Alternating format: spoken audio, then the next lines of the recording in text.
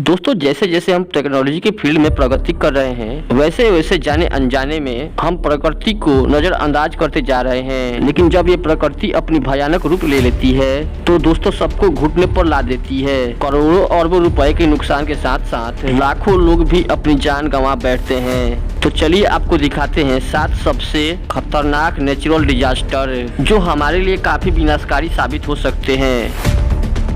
Water spout.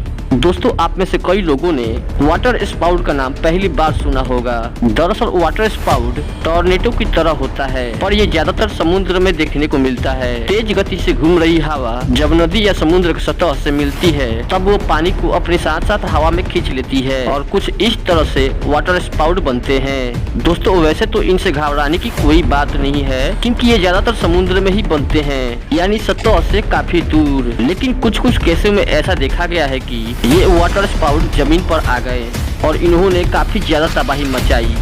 दोस्तों अगला disaster typhoon. Typhoon दरअसल एक आंधी होती है और ये इतनी ज्यादा खतरनाक होती है कि अपने रास्ते में आने वाले सभी चीजों को तबाह कर देती है। दोस्तों एक ऐसा ही खतरनाक टाइफून फिलीपींस में देखने को मिला था। वहाँ पर इस आंधी का नाम गोनी रखा गया था जो कि बहुत तेजी से इंडोनेशिया में तबाही मचा रहा था।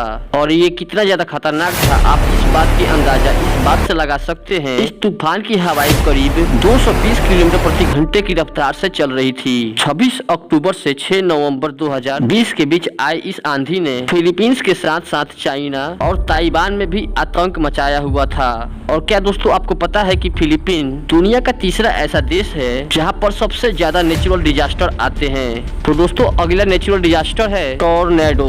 दोस्तों एटमॉस्फेयर में चेंजेस आने की वजह से टॉर्नेडो फॉग होते हैं और आपको बता दें कि एक टॉर्नेडो 1.5 किलोमीटर चौड़ा और 80 किलोमीटर लंबा तक हो सकता है। दोस्तों वैसे तो टॉर्नेडो खुले इलाकों में बनता है, लेकिन 1997 में अमेरिका के एक शहर मियामी में एक ऐसा टॉर्नेडो आया जो समुद्र से धीरे धीरे शहर की तरफ बढ़ रहा था। इस टॉर्नेडो का साइज इतना ज्यादा बड़ा था कि शहरवासी इसे देखकर दंग रह गए थे।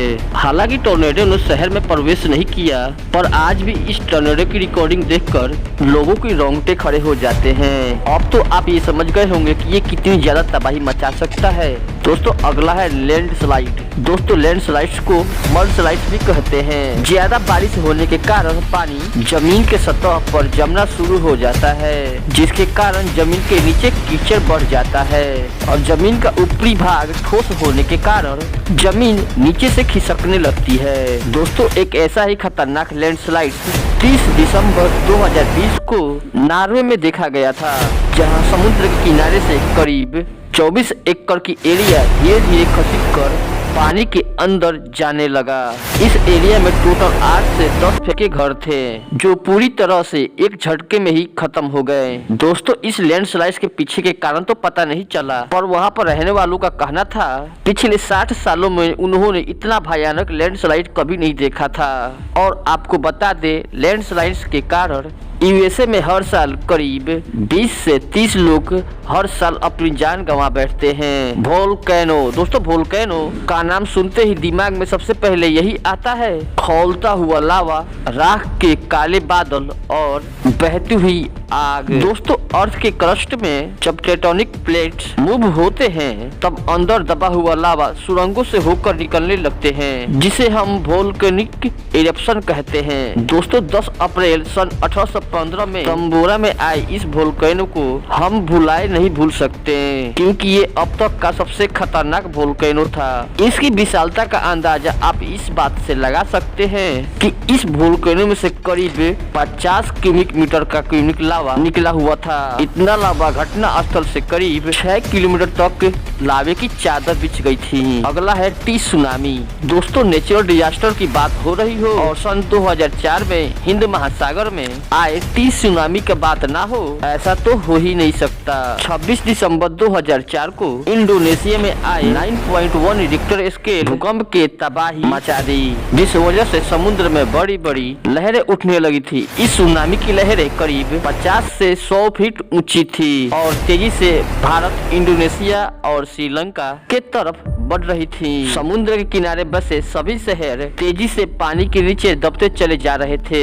इस सुनामी के आते ही लोगों में हड़कंप मच गई थी और किसी को भी कुछ भी समझ में नहीं आ रहा था। इस सुनामी में करीब 20,28,000 लोग अपनी जान गंवा बैठे थे और काफी लोग लापता हो गए, जिनकी आज तक कोई पता ही नहीं चला। अर्थक्वेक दोस्तों, जरा सोचिए, आप अपने घर पर बैठकर आराम कर रहे हो और तभी अचानक से जमीन जोर जोर से हिलने लगे। जी हाँ दोस्तों, हम बात कर रहे हैं अर्थक्वेक यानी भूकंप के बारे में। दोस्तों, हमने अर्थक्वेक को इस लिस्ट में सबसे टॉप पर इसलिए रखा है क्योंकि किसी भी और नेचुरल डिजास्टर के मुकाबले अर्थक्वेक की सबसे ज्यादा तबाही मचाने की क्षमता रखता है।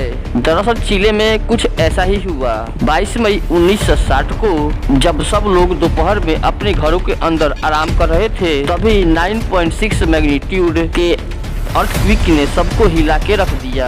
इसमें करीब 1600 लोगों की जानें चली गई और 20 लाख लोग बेघर हो गए। दोस्तों, ये अर्थक्वेक अब तक का सबसे खतरनाक अर्थक्वेक माना जाता है। दोस्तों, क्या आपने अपने जिंदगी में कभी नेचुरल डिजास्टर फेस किया है? हमें कमेंट बॉक्स में जरूर बताएं। और दोस्तों, वीडियो जब पसंद आई होगी तो लाइक जरूर कीजिएगा, ये आपके ऊपर है। और प्लीज चैनल को सब्सक्राइब कर लें। जल्दी मिलते हैं।